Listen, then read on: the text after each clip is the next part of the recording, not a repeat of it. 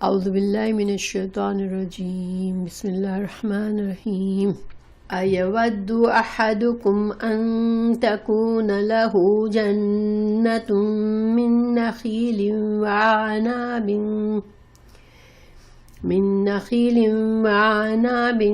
تجری من تحتها الانہار له فيها من كل الثمرات وأصابه الكبر له ذرية ضعفاء فأصابها إعصار فيه نار فاحترقت كذلك يبين الله لكم الآيات لعلكم تتفكرون۔ کیا تم میں سے کوئی بھی یہ چاہتا ہے کہ اس کا کھجوروں کا اور انگوروں کا باغ ہو جس میں نہریں بہہ رہی ہوں اور ہر قسم کے پھل موجود ہوں؟ اس شخص کا بڑھاپا آ گیا ہو، اس کے ننھے سے بچے ہوں اور اچانک باغ کو بگولا لگ جائے جس میں آگ بھی ہو، پس وہ باغ جل جائے۔ اس طرح اللہ تعالیٰ تمہارے لیے آیتیں بیان کرتا ہے تاکہ تم غور و فکر کرو۔ ہمیں اس آیت میں آیت 66 میں ہمیں اللہ تعالیٰ نے یہ بتایا ہے کہ جب تم مال خرچ کرو تو پھر تمہیں کس طرح کرنا ہے، یعنی کہ کن چیزوں سے تمہارا یہ خرچ کیا ہوا مال، یہ صدقہ کیا ہوا مال یا کوئی بھی کام تم صدقہ کے طور پر کیا وہ ضائع ہو سکتا ہے، تو وہ خطرات سے ہمیں بتایا ہے۔ ٹھیک ہے، تو جیسے پیچھے ہمیں بتایا کہ ریاکاری دوسروں انسانوں کو دکھانے کے لیے انسان خرچ کرتا ہے تو اس سے انسان کا جو صدقہ ضائع ہو جاتا ہے۔ اسی طرح اگر انسان کسی کو دیتا ہے اور دینے کے بعد وہ سمجھتا ہے اب یہ آدمی تو میرا غلام بن گیا، اب اس کو زندگی بھر میرا احسان مند رہنا ہے، اور پھر وہ اس سے کوئی ذرا سا بھی ایکسپیکٹ کرتا ہے کہ وہ ہر وقت میرے آگے دبا رہے، یا وہ اس کو احسان جتاتا ہے، اس کو اذیت دیتا ہے، تانے دیتا ہے، نقصان، تو یہ جو چیزیں ہیں تکلیف دیتا ہے اس کو، تو یہ چیزیں پھر ہمارے اس دیے ہوئے صدقے کی جو عبادت کا اجر ہے اس کو ختم کر دیتا ہے۔ تو آپ کو پتہ ہے کہ بعض گناہ ایسے ہیں جو ہماری نیکیوں کو ختم کر دیتے ہیں۔ اللہ سبحانہ تعالیٰ نیکیوں کا اجر دیتا ہے، لیکن ہمارے بعض اوقات ہم سے گناہ ہوتے ہیں تو ہماری جو نیکیاں ہوتی ہیں وہ ہمارے گناہ ان کو کھا جاتے ہیں۔ تو اسی طرح جب انسان بہت سی نیکیاں کرتا ہے تو اس کے گناہ بھی دھل جاتے ہیں۔ تو اب اگر انسان گناہ کرتا ہے اور گناہوں میں کے آخر کے زندگی خراب گزارتا ہے، اللہ سے توبہ بھی نہیں کرتا اور مر جاتا ہے، تو ہمارے نیک اعمال اور ہمارا ایمان ہوگا جو کہ اللہ سبحانہ تعالیٰ کی رضا کمانے کے کام آئے گا، اور جب اللہ ہم سے راضی ہو جائیں گے تو اللہ سبحانہ تعالیٰ ہمیں جنت نصیب کریں گے جن بندوں سے اللہ راضی ہوگا۔ ایسے وقت میں اگر کسی انسان کو دنیا میں اس نے صدقہ خیرات کیا ہوگا لیکن ریاکاری سے احسان جتا کر اور جو کام نہیں ہے کرنے کے وہ کر کے گناہوں سے اپنے نیکیوں کو ضائع کر بیٹھے گا، تو آخرت میں اس کو اپنی جو اس نے کام کیے ہوں گے اچھے ٹوٹے پھوٹے وہ بھی غائب ہو جائیں گے، تو اس وقت بڑی حسرت ہوگی۔ اس کی مثال اللہ نے ایسے سمجھائی کہ ایک آدمی کا بہت اچھا باغ ہے، اس میں بہت ساری اللہ کی نعمتیں اگ رہی ہیں، بہت ان سے پھل آ رہا ہے، اب وہ خود بوڑھا ہو جاتا ہے، اب بڑھاپے میں اس کے اندر اتنی انرجی نہیں ہے کہ اب مزید بہت محنت کرے، اب باغ اس کا لگ چکا ہے، اب ظاہر ہے اس باغ کو شروع کرنا، لگانا، سیٹ کرنا، وہ نہریں اس نے سیٹ کی ہے، سب کیا ہے، سارا کام کیا ہے، اب بڑھاپے میں کسی وجہ سے وہ سارا باغ جل جائے اس کا، اب وہ اس کے اندر ہمت نہیں ہے کہ اب دوبارہ سے اس کو کھڑا کرے، جبکہ اب اس کے ابھی بچے اتنے بڑے نہیں ہوئے کہ وہ سارا کام سنبھال لے، تو اس آدمی کی حسرت کیسی ہوگی کہ وہ تو دیوالیہ ہو جائے گا کہ ساری زندگی کی محنت ختم ہو گئی اور اب نہ اپنے اندر ہمت ہے، نہ کوئی سہارا ہے کہ میرے اس باغ کو کھڑا کر دے۔ تو بس یہ حال ہوگا ان لوگوں کا جنہوں نے اپنے صدقات کو، اپنی نیک اعمال کو ضائع کیا ہوگا۔ تو گویا کہ دو طرح کے لوگوں کو یہ نقصان ہوتا ہے، ایک تو یہ کہ زندگی میں اچھے رہے اور آخرت میں جا کے انہوں نے اپنی آخر عمر میں جا کر اتنے برے کام کیے، گناہ کیے اور اپنے سارے نیک اعمال ضائع کر بیٹھے، اور ایک جو اس نے ریاکاری سے ضائع کر دیا۔ بہرحال ان دونوں کا انجام ایسا ہوگا کہ ان کو آخرت میں ان کے سارے جو تھوڑے بہت نیک کام تھے وہ سب غائب ہو جائیں گے اور ان کے پاس اعمال نامے میں صرف گناہ ہی رہ جائیں گے۔ اور اللہ سبحانہ تعالیٰ نے یہ ایک طرح سے سمجھایا ہے کہ ایسا مت کرو۔ یا ایھا الذین، اے لوگو جو آمنو ایمان لائے ہو، انفقو خرچ کرو، من سے من طیبات پاکیزہ چیزوں میں سے خرچ کرو، ماں جو کسب تم نے کمائی کی۔ تو انسان جو ہے، ایک تو انسان جیسے جاب کرتا ہے، کوئی مزدوری کرتا ہے، صنعت کرتا ہے، تجارت کرتا ہے، یہ کیا ہے؟ انسان نے کوئی طریقہ روزی کمانے کا ڈھونڈا اور اس نے کام کیا تو اس کو کسب تم نے کمائی کی، ٹھیک ہے۔ وَمِمَّا، اور اس میں سے جو اخرجنا نکالا ہم نے، لکم تمہارے لیے، من الارض زمین میں سے،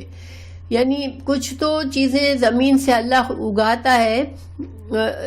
کھیتوں میں جو اگتا ہے، کچھ بعض چیزیں خود سے اگتی ہیں، باغات لگاتے ہیں انسان، تو اس میں انسان کی محنت تو اس میں بھی ہوتی ہے، لیکن اس کا دار و مدار اللہ سبحانہ تعالیٰ اس میں زمین سے جو چیزیں نکلتی ہیں تو پھر اللہ تعالیٰ ایک دانے سے ہزاروں گنا بڑھا دیتا ہے،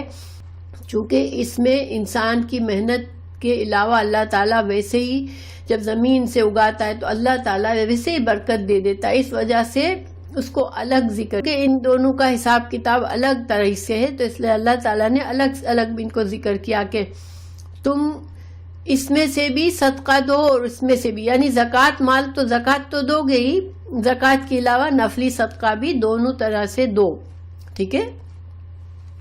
وَلَا تَيَمَّمُوا، اور نہ تم ارادہ کرو، خبیث ناپاک چیز دینے کا صدقے میں تم ارادہ بھی نہیں کرو۔ خبیث کیا ہوتی ہے؟ خبیث کا مطلب ہوتا ہے بے فائدہ، حرام یا ردی چیز، نکمی چیز، ٹھیک ہے، اس کو ردی کہتے ہیں، اس کو خبیث کہتے ہیں۔ تو خبیث میں وہ بھی آ جاتا ہے مال جو کہ حرام کمائی سے کمایا ہوا ہے، اور وہ مال بھی آ جاتا ہے جو کہ کسی کام کا نہیں ہے، بیکار ہے، ردی مال ہے، تو اس کو تم اٹھا کے بولو کہ چلو یہ تو بیکار کی چیز ہے، اس کو ہی دے دو میں، تو یہ اللہ، تم اپنے لیے تو انسان اچھی سے اچھی چیز پسند کرتا ہے، تو پھر اللہ کے نام پر دینے کے لیے ردی چیز مت دو،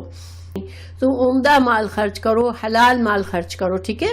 طیبات کا طیب کیا مطلب ہوتا ہے؟ ایک تو حلال اور پاکیزہ، دوسرا عمدہ اور کارآمد، کسی کو دو تو اس کے کام آئے، ٹھیک ہے۔ پھر لستم،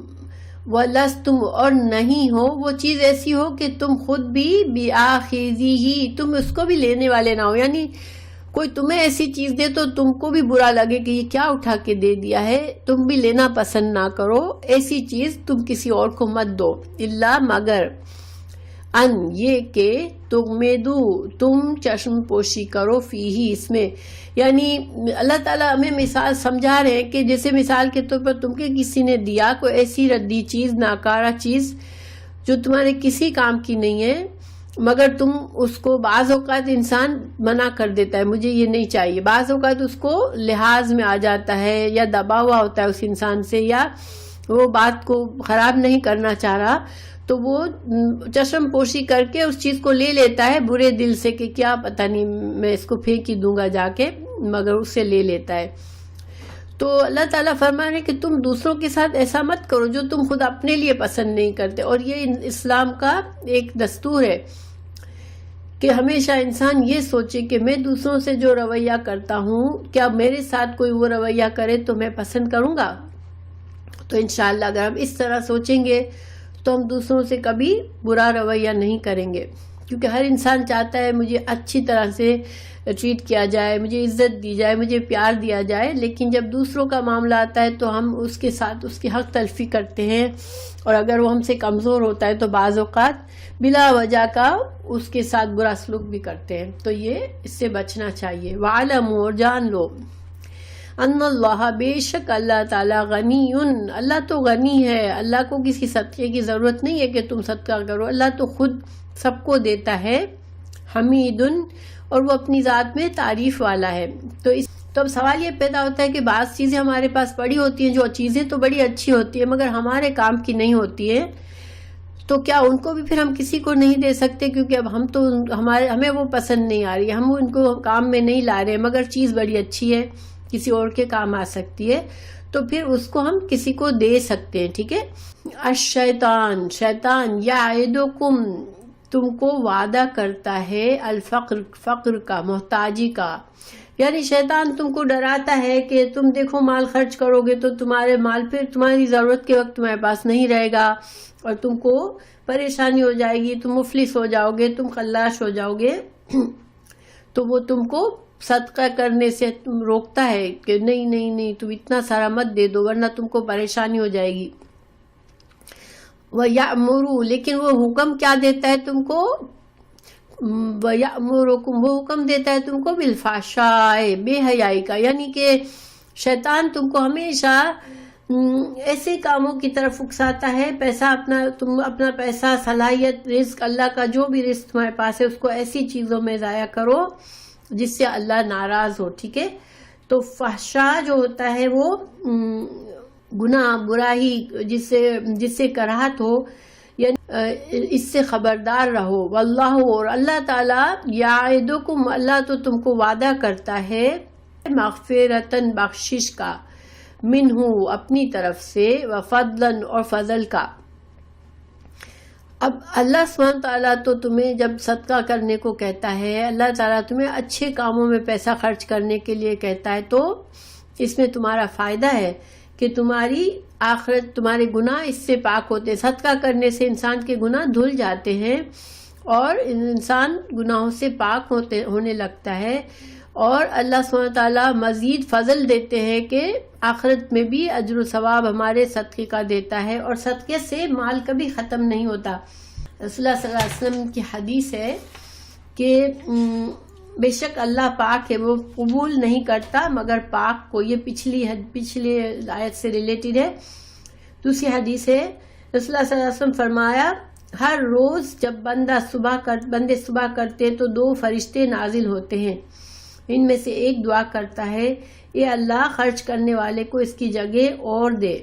دوسرا بددعا کرتا ہے، اے اللہ ہاتھ روکنے والے کو مال کو تلف کر دے۔ تو فرشتے بھی ہمارے لیے دعا کرتے ہیں اگر ہم صدقہ کرتے ہیں، اور اس کے بجائے اگر بخل کرتے ہیں، بخل بھی فحشاء ہے۔ اگر بخل کیا ہوتا ہے کہ جہاں سخت ضرورت ہے وہاں بھی انسان مال ہوتے ہوئے بھی ہاتھ روک کے بیٹھا ہو، تو یہ بخل ہے۔ تو فرشتے بھی ہمارے لیے دعا کرتے ہیں، سبحان اللہ، کہ یہ بخاری کی حدیث ہے کہ فرشتے بھی ہمارے لیے دعا کرتے ہیں، جب ہم صدقہ کرتے ہیں تو وہ بھی ہمارے لیے دعا کرتے ہیں کہ اللہ ہمارے مال میں برکت دے، اور جب ہم ضرورت کے وقت بھی بخل کرتے ہیں، نہیں صدقہ کرتے، تو پھر فرشتے ہمارے لیے بد دعا کرتے ہیں۔ اور رسول اللہ صلی اللہ علیہ وسلم نے فرمایا، صدقہ مال کو کچھ بھی کم نہیں کرتا، انسان صدقہ دیتا ہے تو اس کے مال میں اور برکت ہوتی ہے، وہ کم نہیں ہوتا۔ ویسے بھی دیکھیں کہ انسان کا سب کچھ اللہ ہی کا دیا ہوا ہے، اور اللہ جب چاہے لے لے، تو پھر ہم جب تک ہمارے ہاتھ میں چیز ہے اس وقت تک ہم اگر اللہ کو راضی کرنے کے لیے اس میں سے نکالتے ہیں تو اس سے ہمیں ہمارا ہی فائدہ ہے۔ پھر سورہ بنی اسرائیل کی آیت نمبر 20، 26، 27 کا ترجمہ ہے، قرابت داروں اور مسکین اور مسافر کو اس کا حق دو۔ دیکھیں، حق دو، اس کا حق دو، گویا کہ ہمارے قریبی رشتہ داروں کا حق ہے ہمارے مال میں، مسکینوں کا حق ہے ہمارے مال میں، اور مسافر کا بھی حق ہے۔ مسافر کا کیوں؟ کیونکہ دیکھیں مسافر اپنے گھر سے جو کچھ بھی لے کے نکلا ہوتا ہے، بعض اوقات ایسی سچویشن میں آ جاتا ہے کہ پھر اس کے پاس ضرورت مند ہو جاتا ہے، وہ حالانکہ بھلے وہ امیر ہو اپنے گھر میں، لیکن سفر میں وہ ضرورت مند بن جاتا ہے۔ تو اور پہلے زمانے میں خاص طور سے جب کہ وسائل ہر جگہ پہ نہیں موجود ہوتے تھے، تو مسافروں کو بہت ضرورت پڑتی تھی دوسروں کی ہیلپ کی. تو پھر یہ ترجمہ ہی ہے کہ مسافروں مسکینوں کو اس کا حق دو اور اپنے مال کو عیاشی میں نہ اڑاؤ. ایسے کام جو کہ صرف اور صرف اس دنیا میں اپنی خواہشات پوری کرنے کے لیے ہیں ان میں اپنے مال کو اڑانا کوئی عقل مندی کی بات نہیں ہے. ہاں انسان کی ضرورتوں کے لحاظ سے انسان اچھا کھاتا ہے اچھا پہنتا ہے اس کی ممانعت نہیں ہے. بے شک اس طرح اپنا مال کو اڑانے والا شیطان کا بھائی ہے اور شیطان اپنے رب سے کا بے حد ناشکرا ہے. یہ ترجمہ تھا سورہ بنی اسرائیل 26-27 کا کہ جب انسان اسراف کرتا ہے اور فضول چیزوں میں پیسہ خرچ کرتا ہے مگر جہاں خرچ کرنا چاہیے وہاں نہیں کرتا تو پھر وہ ایک طرح سے شیطان کا بھائی ہے اور شیطان ظاہری بات ہے کہ جہنم میں جائے گا. وہ اللہ کا بے حد ناشکرا ہے. تو اس کے علاوہ قرآن میں بہت سی جگہوں پر صدقہ کے لیے اہمیت آئی ہے. سورہ آل عمران 134-35 میں بھی یہ مضمون ہے. اب اللہ تعالیٰ نے پھر فرمایا کہ اللہ تعالیٰ واسع علیم ہے. گویا کہ اللہ سبحانہ تعالیٰ تم کو جو صدقہ تم کرتے ہو تو اللہ تعالیٰ کے پاس تو فضل و کرم کا اتنی وسعت ہے کہ وہ تمہیں بہت سارا فضل انعام کا وعدہ کرتا ہے, اس کا اجر و ثواب کا وعدہ کرتا ہے. اور اللہ تعالیٰ علیم ہے. اللہ تعالیٰ جانتا ہے تمہارے ہر عمل کو جانتا ہے اور تمہاری نیتوں کو جانتا ہے. تو اللہ تم پھر کرو اس نیکی کے کام میں کمی نہ کرو. پھر آگے ہے یؤتی, اللہ دیتا ہے عطا کرتا ہے. الحکمت, حکمت من یشاء, جس کو وہ چاہتا ہے. ومن یؤتا, اور جو دیا گیا الحکمت حکمت فقد, تو تحقیق اوتیا وہ دیا گیا خیرن کثیرن, خیر کثیر, بہت زیادہ خیر دیا گیا, بہت زیادہ فائدہ دیا گیا. وما, اور نہیں, یذکروا, نصیحت پکڑتے, الا, مگر, اولو الالباب, مگر عقل والے. اب پچھلی آیات میں اللہ سبحانہ تعالیٰ نے اتنے مثالوں سے سمجھایا کہ تم کو اپنا مال خرچ کرنا ہے اللہ کی راہ میں. اب اللہ تعالیٰ فرما رہے ہیں کہ سب اللہ تعالیٰ نے تو ساری باتیں سمجھا دی تھی کہ لیکن انسان جو ہے اس کی سمجھ میں کتنی بات آتی ہے. تو اللہ تعالیٰ فرما رہے ہیں کہ اللہ سبحانہ تعالیٰ جسے حکمت دیتا ہے, جسے چاہتا ہے حکمت دیتا ہے. حکمت کیا ہے؟ دیکھیے حکمت جو ہے وہ عقل, فہم اور علم ہے کہ انسان جو ہے جس وقت جہاں جو کام کرنا چاہیے وہ صحیح وقت پہ کام کرتا ہے, صحیح کام کرتا ہے. تو مثال کے طور پر یہاں پر علماء نے ڈیفرنٹ اس کے ترجمے کیے. حکمت کے بعض نے کہا یہ عقل اور فہم ہے, بعض نے کہا علم ہے, بعض نے کہا یہ جیسے اصابت رائے, یعنی کہ جس کو رائے مشورہ, وہ اچھی مشورہ دینے والا ہے اور جس کو قوت فیصلہ اللہ نے دیا ہوا ہے کہ صحیح وقت پر صحیح فیصلہ کرتا ہے. پھر کسی نے کہا کہ کتاب و سنت کا علم جس کے پاس ہے. تو کسی نے کہا اصل روح جو ہے ایمان اور عمل کی وہ پختگی ہے جس کے بنیاد گہری بصیرت ہو, یعنی کہ انسان کے اندر وہ پختگی ہو کہ وہ ایک بصیرت پر ہو, وہ چیزوں کو گہرائی کو سمجھ سکے اور ان کے مطابق عمل کر سکے. تو جس سے یہ چیز حاصل ہوتی ہے کہ وہ اپنا خزانہ, دیکھیں حکمت کی ایک نشانی کیا ہے کہ اللہ نے اسے جو بھی دنیا میں خزانہ دیا, کسی طرح کی بھی جو نعمتیں دی, وہ ساری نعمتیں, سارا خزانہ وہ دنیا میں ہی صرف اس کو جمع کر کے رکھتا ہے اور وہ شیطان کے ڈراؤں سے نہیں ڈرتا. یعنی کہ جو انسان اصل جس کے اندر سمجھ ہوگی وہ دنیا میں پکڑ کے نہیں بیٹھے گا. جتنی نعمتیں اس کو اللہ نے دی ہے, جتنا خزانہ دیا ہے ہر طرح کی, اس کو صرف دنیا میں پکڑ کے نہیں بیٹھے گا یا دنیا میں سارا کا سارا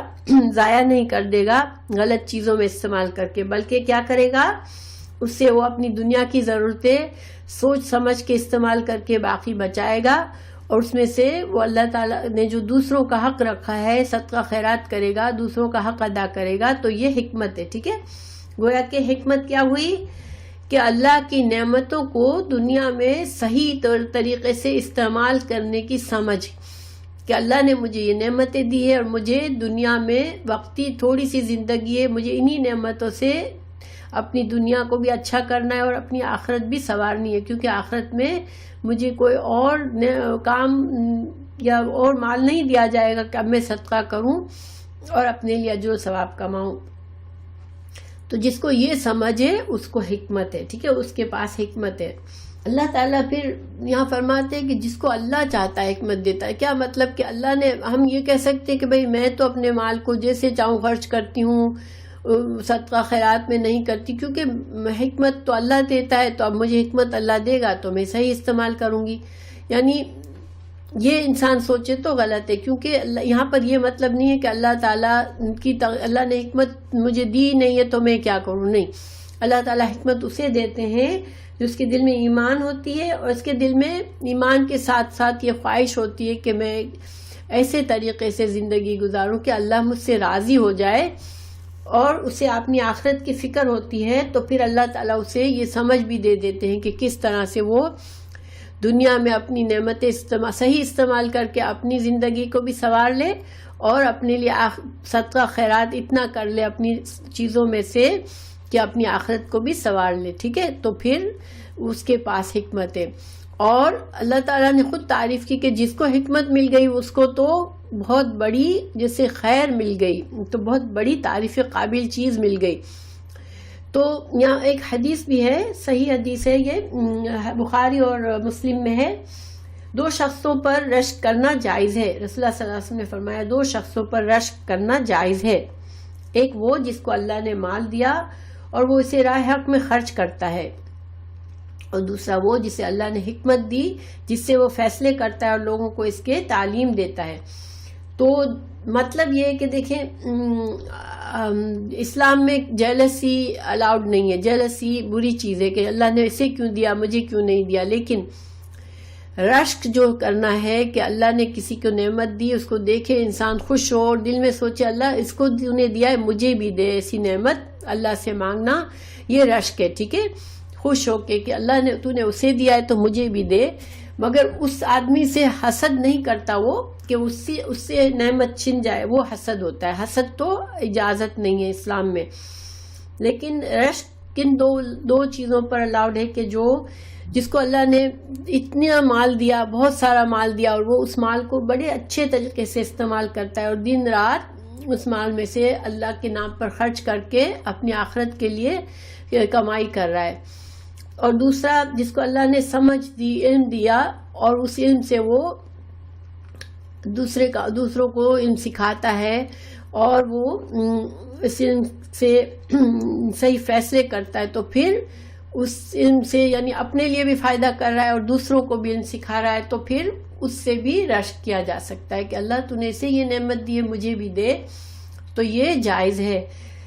اور جس کو اللہ تعالیٰ نے یہ نعمت دے دی، جس نے سارے اپنی چیزیں، سارے جو کچھ نعمتیں ملی ان کو ضائع نہیں کیا دنیا میں، بلکہ اس نے آخرت کما لی۔ دیکھیں اللہ نے سب کو کچھ نہ کچھ دیا ہے، یہ نہیں کہ اللہ نے کسی کو اتنا قلاش اور بے بس کر کے دنیا میں بھیجا ہے کہ نہ وہ نیکی کر کے اپنے لیے کچھ بھی نہیں کما سکتا، ایسا نہیں ہے۔ ہر انسان کو اللہ نے کچھ نہ کچھ نعمتیں ایسی دی ہیں جس کے ذریعے وہ اپنی آخرت کے لیے کچھ کما سکتا ہے۔ تو جب انسان یہ سوچ کر زندگی گزارے کہ یہ میرے جو بھی کچھ مجھے اللہ نے دیا اس میں سے میں آخرت کما لوں، تو یہ حکمت ہے، ٹھیک ہے۔ تو ہمارا وقت بھی اسی طرح ہے، اللہ کی نعمت ہے، اور ہمیں اس نعمت سے اگر ہم آخرت کماتے ہیں تو پھر یہ ہمارے پاس ہم سمجھدار ہیں۔ اور اللہ تعالیٰ آخر میں فرما رہے ہیں کہ نصیحت وہی پکڑتا ہے جس کے اندر عقل ہو، تو عقل والے ہی ان آیات کو پڑھ کے اپنا اعمال سدھاریں گے اور نصیحت کو پکڑیں گے، اور اپنی دنیا پر فوکس اتنا نہیں کریں گے کہ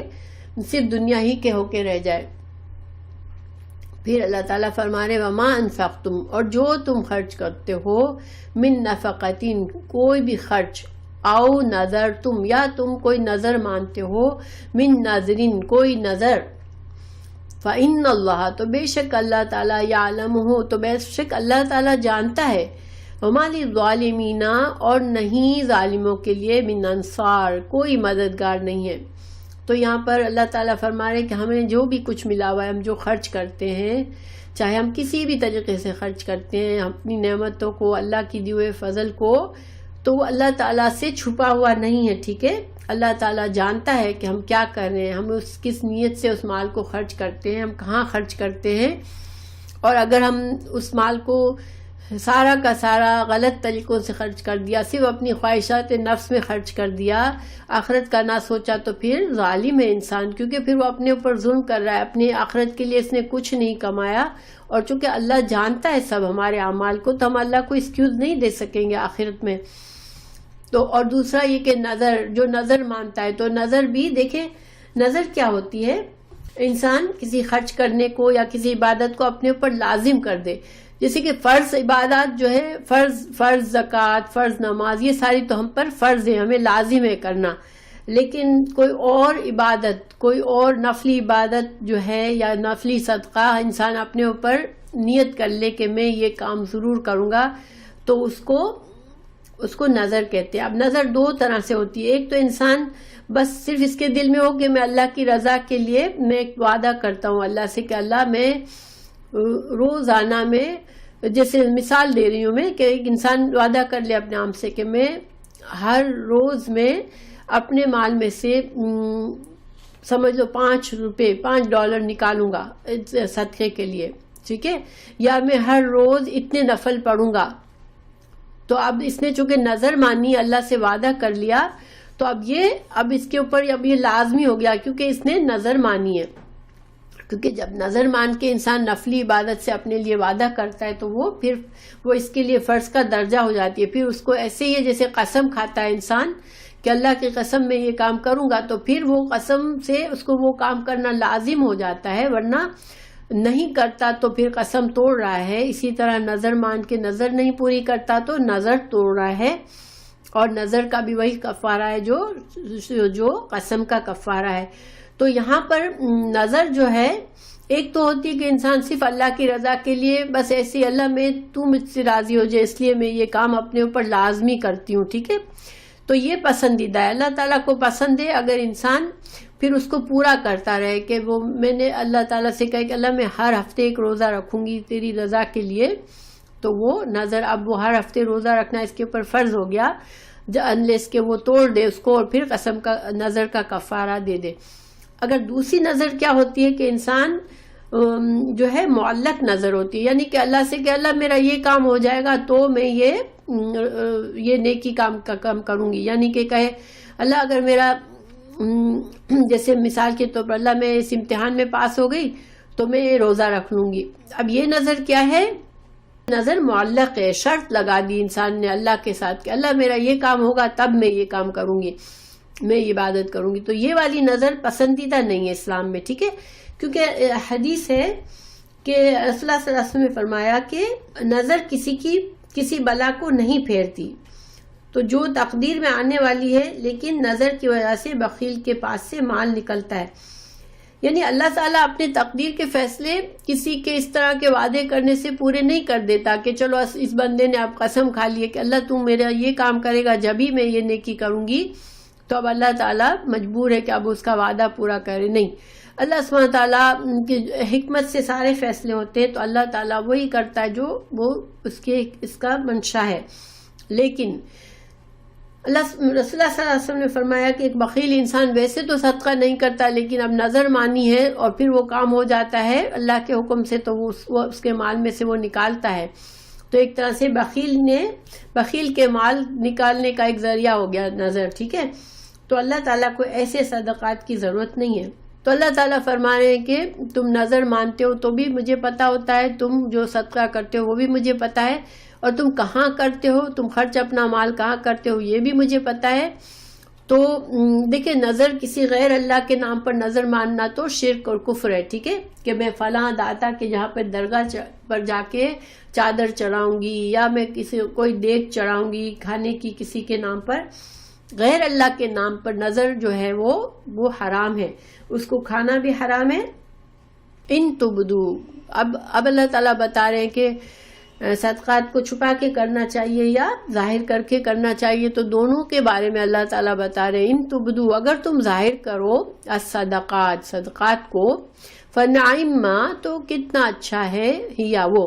یعنی اگر بعض مقامات پر تمہارا صدقے کو کھلم کھلا کرنا دوسروں کو ترغیب دینے کا مقصد ہے، دوسروں کو ابھارنے کا مقصد ہے کہ دیکھو یہ کاز اچھی کاز ہے اور اس میں تم دو تو اللہ تعالیٰ تمہیں فائدہ دے گا، دیکھو میں بھی دے رہا ہوں، تو یہ نیت ہے تو پھر وہ اچھی ہے، ٹھیک ہے۔ لیکن اس میں ریاکاری کا خطرہ ہوتا ہے، جب انسان دوسروں کے سامنے کوئی صدقہ کرتا ہے تو اس میں اپنے آپ کو بہت سختی سے، اس کو ریاکاری سے اپنے دل کو پاک کرنا ہوتا ہے کہ میرے بارے میں لوگ اچھا سمجھیں گے، دیکھو میں کتنا اچھا ہوں، میں نے دیا، کسی اور نے نہیں دیا، اس طرح کی چیزیں اس کے دل میں نہیں آنی چاہیے۔ تو پھر ٹھیک ہے ظاہر میں صدقہ کر لو، لیکن وَإِن تُخْفُوهَا، اور اگر تم چھپا کے کرو کہ کسی کو پتہ نہ چلے، وَتُؤْتُوهَا، اور تم دو ان کو، فقراء، فقیروں کو، محتاجوں کو، فَهُوَ، تو وہ خیر لکم، وہ تمہارے لیے بہتر ہے، بہترین ہے تمہارے لیے، یعنی کہ اجازت تو ہے کہ ظاہر کر کے صدقہ دو اگر تمہاری نیت دکھاوے کی نہیں ہے، مگر تم چاہتے ہو کہ میرے اس نیک کام سے دوسروں کو بھی ترغیب ہو تو تم کر سکتے ہو، لیکن چھپا کے دو تو وہ تو بہترین ہے، ٹھیک ہے۔ چھپا کے صدقہ کرنے سے کیا فائدہ ہوتا ہے کہ انسان ریاکاری سے بچ جاتا ہے، وَيُكَفِّرْ، اور وہ دور کرے گا، عَنْكُمْ، تم سے، مِن سیئاتکم، تمہاری برائیاں۔ صدقہ کرنے سے انسان کے گناہ جھڑ جاتے ہیں، انسان کے گناہ معاف ہو جاتے ہیں۔ اگر ہم ایسا ہو کہ ہم سے بہت غلطیاں ہوئی ہیں، بہت گناہ ہوئے ہیں، تو انسان جب صدقہ کرتا ہے تو اللہ تعالیٰ اسے پاک کر دیتا ہے گناہوں کو۔ واللہ، اور اللہ تعالیٰ، بما تعملون، جو تم کرتے ہو وہ دیکھتا ہے، اللہ تعالیٰ دیکھ رہا ہے۔ تو چھپ کر صدقہ کرنے سے یہ بھی فائدہ ہوتا ہے کہ انسان کے دل سے مال کی محبت کم ہوتی ہے، اس کا نفس میں پاکیزگی آتی ہے، اللہ سے محبت بڑھتی ہے، اور بخل اس کے دل سے نکل جاتا ہے۔ اللہ تعالیٰ پچھلے گناہوں کو معاف فرما دیتے ہیں، اور آپس میں جن کو ہم دیتے ہیں ان سے ہماری محبت اور قرابت داری بڑھتی ہے۔ جیسے رشتہ داروں کو ہم چھپ چھپ کے مدد کرتے رہتے ہیں تو وہ بھی ہمارے لیے آپس میں محبت بڑھتی ہے، یہ بھی اللہ کو پسند ہے۔ جب نیکیاں چھپ کر کرتا ہے انسان تو وہ اللہ کے لیے خالص نیت ہوتی ہے نا، جبھی تو چھپ کر کرتا ہے، تو پھر اس کا بہت اجر و ثواب ہے۔ رسول اللہ صلی اللہ علیہ وسلم نے فرمایا جن لوگوں کو قیامت کے دن عرش الہی کا سایہ نصیب ہوگا ان میں ایک وہ شخص بھی ہوگا جس نے اتنے خفیہ طریقے سے صدقہ کیا کہ اس کے بائیں ہاتھ کو بھی یہ پتہ نہیں چلا کہ اس کے دائیں ہاتھ نے کیا خرچ کیا ہے۔ واللہ، اور اللہ تعالیٰ، بما تعملون خبیر، جو تم کرتے ہو اس سے خوب جاننے والا ہے۔ لیس علیکم، نہیں ہے تم پر، ہداہم، ان کو ہدایت دینا، ولیکن، لیکن، اللہ تعالیٰ ہدایت دیتا ہے، یہدی من یشاء، جس کو وہ چاہتا ہے۔ تو یہاں پر اس کے بارے میں کہا جاتا ہے کہ جو جب مدینہ میں کچھ مسلمان ہو گئے، ان کے رشتہ دار مسلمان نہیں ہوئے تھے، تو وہ اپنے رشتہ داروں کو مدد نہیں کرتے تھے یہ سوچ کر کے وہ مسلمان نہیں ہو رہے ہیں، یا تو اللہ تعالیٰ نے یہاں پر بتایا کہ ان کو ہدایت دینا تمہارے بس میں نہیں ہے، تمہارا کام نہیں ہے، اللہ ہدایت دینے والا ہے۔ اللہ ان کا دل، اگر ان کے نصیب میں ہدایت ہوگی، ان کے نیت ہوگی تو اللہ ان کے دل کھول دے گا۔ تو تم ان سے قرابت داری کا معاملہ رکھو، یعنی کہ اگر مشرک اور نان مسلم رشتہ دار بھی ہیں تو ان کو مال دیا جا سکتا ہے۔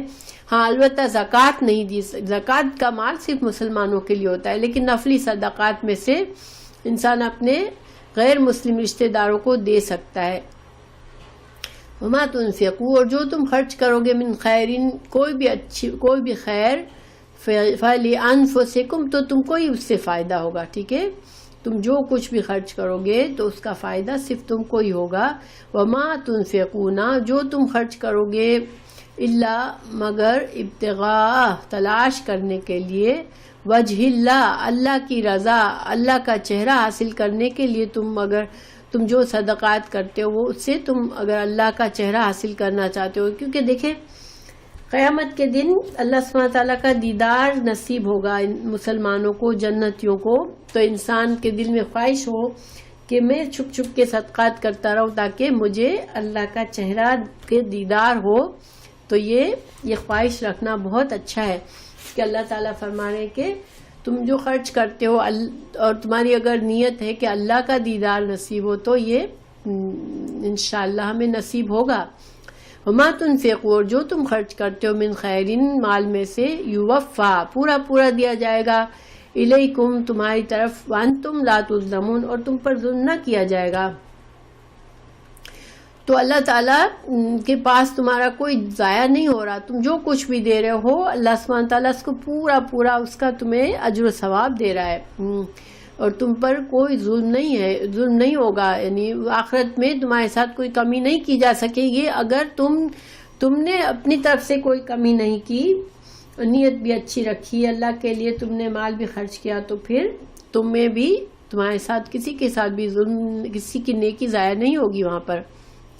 للفقراء، فقیروں کے لیے، الذین احصروا، جو گھیر لیے گئے، فی سبیل اللہ، اللہ کے راستے میں، لا یستطیعون، نہیں استطاعت رکھتے، ضربن،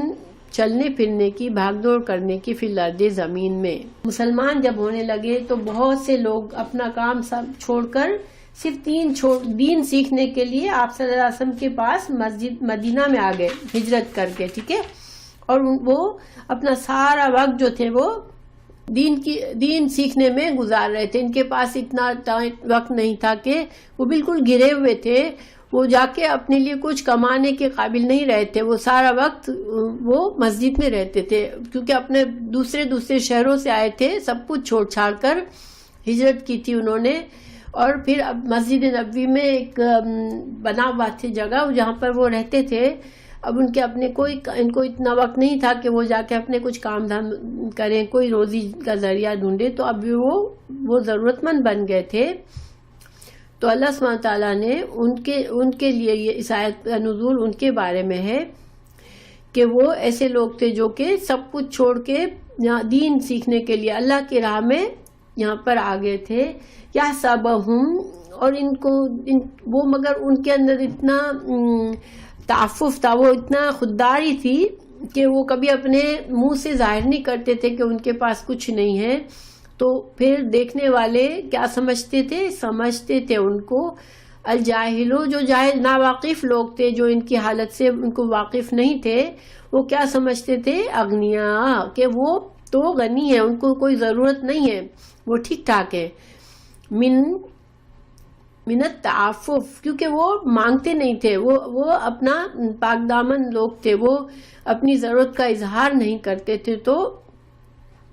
جو لوگ ان سے ناواقف تھے وہ سمجھتے نہیں تھے کہ ان کو یہ بھوکے ہیں، ان کو کھانے کی ضرورت ہے، ان کو کپڑوں کی ضرورت ہے. تعرفہم، مگر تم پہچان لوگے ان کو، بسیماہم، ان کے علامات سے. ایک انسان کو کھانا نہیں مل رہا، کپڑے نہیں مل رہے، انسان کے پاس کچھ بھی نہیں ہے، تو انسان اگر ذرا دھیان دے کوئی تو اس کو سمجھ آ جاتی ہے، اس کو دیکھ کے کہ واقعی یہ انسان ضرورت مند ہے، چاہے وہ انسان منہ سے نہ مانگے، ٹھیک ہے. کیونکہ اللہ تعالیٰ فرمانے کہ لا یسلونا، وہ نہیں مانگتے، الناسا، لوگوں سے، الحافن، اصرار کر کے لوگوں سے مانگتے بھی نہیں ہے کہ ہمیں دو، ہمیں صدقہ کرو، ہمیں ضرورت ہے، وہ مانگتے بھی نہیں ہیں. تو مگر تمہارا کام ہے کہ تم بالکل اپنی دنیا میں نہ رہو. تم دیکھو کہ یہ لوگ دنیا کے ساری اپنی دولتیں چھوڑ کے یہاں پر مدینہ میں آ گئے ہیں، اب وہ سیکھ رہے ہیں، دین کا علم سیکھ رہے ہیں، ان کے پاس کوئی روزی کا ذریعہ نہیں ہے. تو تم خود ان کی فکر کرو. اور چاہے وہ نہیں مانگتے، وہ بڑے ایسے پاک لوگ ہیں کہ وہ مانگنا برا سمجھتے ہیں. وما تنفقوا، جو تم خرچ کرو گے، من خیرن، مال میں سے، فإن اللہ، تو بے شک اللہ تعالیٰ بھی، ساتھ اس کے علیم، جاننے والا ہے. تو یہاں پر جو ہے ویسے تو یہ شان نزول تھا کہ جو اصحاب صفا تھے جو کہ سب کچھ چھوڑ کے آ گئے تھے، ان کے بارے میں کہ تم ان کے خیال رکھو، کیونکہ وہ مانگتے نہیں ہیں مگر وہ ضرورت مند ہیں. لیکن اس سے ہمیں کیا سبق ملتا ہے کہ ہمارے معاشرے میں کچھ لوگ مانگتے نہیں ہیں مگر وہ ضرورت مند ہوتے ہیں، ہمارے رشتہ داروں میں، ہمارے پڑوس میں. ہمارے ملنے جلنے والوں میں، تو ہمیں ان پر نظر رکھنی چاہیے، اور ہمیں اگر محسوس ہو تو پھر ان کی مدد کرنی چاہیے، چاہے وہ ہم سے مانگے چاہے نہ مانگے۔ اور دوسرا یہ کہ یہاں پر اللہ تعالیٰ نے ان کی تعریف کی کہ یہ مانگتے نہیں ہیں، گویا کہ اسلام میں مانگنا لوگوں سے بہت پسندیدہ چیز نہیں ہے، ٹھیک ہے۔ بہت ضرورت ہو تو کسی ایک انسان کسی سے مانگ لیتا ہے، اپنی ضرورت بیان کر لیتا ہے، لیکن مانگنا کہ نہیں تم دو ہم کو، اور اس کو ایسی پوزیشن میں ڈالنا کہ وہ اس کو مجبوراً دینا پڑے، ویسے یہ اسلام میں پسندیدہ نہیں ہے۔ انسان کو اللہ پر بھروسہ کرنا چاہیے، اور خاص طور سے اگر اپنے پاس مال ہو بھی لیکن پھر بھی وہ اپنے مال ہونے کے باوجود دوسروں سے اپنی ضروریات کے لیے سوال کرتا رہتا ہے، وہ بالکل ناپسندیدہ ہے، کیونکہ اس کے بارے میں حدیث ہے کہ بخاری اور مسلم میں ابن عمر رضی اللہ عنہ سے روایت ہے کہ رسول اللہ صلی اللہ علیہ وسلم نے فرمایا، ایک آدمی ہمیشہ مانگتا رہے گا یہاں تک کہ جب قیامت کا دن آئے گا تو اس کے چہرے پر گوشت کا ایک ٹکڑا بھی نہ ہوگا۔ اس طرح کی بھی اور بھی حدیثیں ہیں جس میں لوگوں سے سوال کرنے کی بڑی مذمت آئی ہے۔ امام مسلم میں ابو ہریرہ رضی اللہ عنہ کی روایت ہے کہ رسول اللہ صلی اللہ علیہ وسلم نے فرمایا، جو شخص اپنا مال بڑھانے کے لیے لوگوں سے مانگتا ہے گویا وہ جہنم کی آگ مانگتا ہے۔ تو اسلام میں انسان کو اللہ پر بھروسہ کرنا چاہیے، اور بلا وجہ ہر وقت کسی سے مانگنا نہیں چاہیے۔ اگر اپنی ضرورت ہے اور لگتا ہے کہ کوئی مدد کر سکتا ہے، اس کو انسان بتا سکتا ہے اپنی ضرورت، لیکن ہر وقت لوگوں سے مانگنا یہ پسندیدہ نہیں ہے۔ خاص طور سے اپنے پاس کچھ ہو پھر بھی انسان اپنے مال کو خرچ کرنے کے بجائے لوگوں سے مانگ کر خرچ کرے، یہ تو بہت ہی ناپسندیدہ ہے۔ آخر قیامت کے دن اس انسان کے چہرے پر گوشت بھی نہیں ہوگا، یعنی وہ بے حال ہوگا، اس وقت برے حال میں ہوگا وہ۔ اور یہ جہنم کی وعید ہے یہاں پر کہ انسان کے مال ہوتے ہوئے بھی انسان دوسروں سے مانگے۔ ہاتھ پھیلانا بہت اچھی بات نہیں ہے، لیکن جیسے کہ ضرورت کے اس کی علامات سے پہچاننا، لیکن دوسرے لوگوں کو بھی خاص طور سے یہاں پر یہ ترغیب ہے کہ جو مالدار ہیں وہ خود سے بھی نظر رکھیں دوسروں کی ضرورتوں پر، اور اگر وقت ضرورت انسان کو بہت ضرورت ہے اور اپنی ضرورت کسی کو بتا دیتا ہے کبھی، تو اس میں برائی نہیں ہے، لیکن مانگنے کی عادت نہیں ڈالنی چاہیے انسان کو۔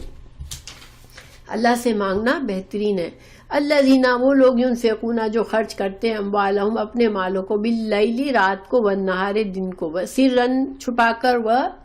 علانیتاً اور علانیہ طور پر، فلہم تو ان کے لیے، اجرہم ان کا اجر ہے، عند ربہم ان کے رب کے پاس، ولا خوف علیہم نہ کوئی خوف ہوگا ان پر، اور نہ یحزنون نہ وہ غمگین ہوں گے۔ جہاں بھی قرآن میں یہ ٹکڑا آیا ہے کہ کوئی خوف نہیں ہوگا، کوئی غم نہیں ہوگا، تو یہ ایکچولی جنت کی بشارت ہوتی ہے، کیونکہ جنت یہ ایک جگہ ہے جہاں پر نہ انسان کو مستقبل کا خوف ہوگا، نہ ماضی کا غم ہوگا کہ ماضی میں میرا یہ نقصان ہو گیا، اور مستقبل میں یہ کہ شاید مجھے کوئی چیز بری ہو جائے میرے ساتھ۔ تو یہ جنت ہی ایک جگہ ہے، تو یہ ایک طرح سے جنت کی بشارت ہے ان لوگوں کے لیے جو دن رات اپنے مال میں سے خرچ کرتے رہتے ہیں، اور چھپ کر کرتے ہیں، دکھا کر کرتے ہیں، ڈیپینڈ کرتا ہے ایک سچویشن پر کہ جہاں پر دوسروں کو ترغیب دینی ہے تو علانیہ طور پر خرچ کرتے ہیں، جہاں پر کوئی ترغیب کا معاملہ نہیں ہے تو وہ چھپ چھپ کر خرچ کرتے ہیں۔ تو پھر ایسے لوگوں کے لیے اللہ نے یہاں پر جنت کی بشارت کی ہے۔ تو انشاءاللہ ہمیں یہ سارے آج کے لیسن کا خلاصہ یہی ہے کہ اللہ سبحانہ تعالیٰ نے نعمتیں ہمیں جو بھی دی ہیں، ہم دیکھیں اپنی نعمتوں کو دیکھیں، غور کریں حکمت کے ساتھ، اور پھر ان میں سے